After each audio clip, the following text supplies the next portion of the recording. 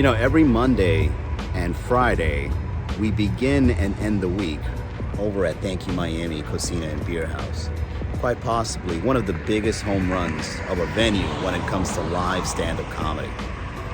Inside, you will find some of the best locally crafted beers and some of the best late-night munchies menu you can ever try out any day of the week. Let's go inside so I can show you just how great the comedy events are at Thank You Miami Cocina and Beerhouse.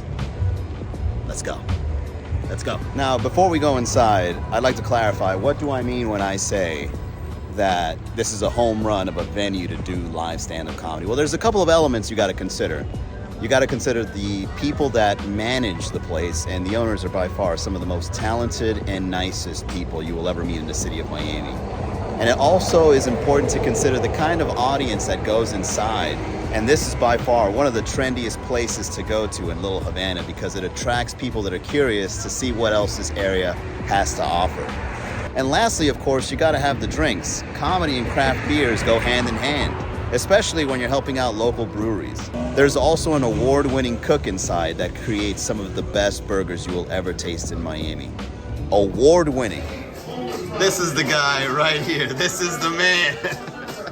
Alex, tell us your story. You went from owning a food truck, winning an award for a burger, and then starting up Thank You Miami, one of the most original places in Little Havana. What's your story?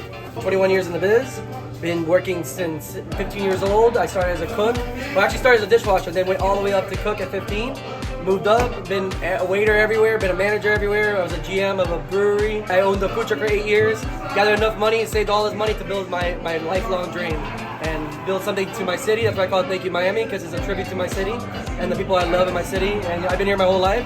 I'm a representer. I love my Miami sports. I love my Miami artists, my Miami local, Miami representative, and I'm all about my city.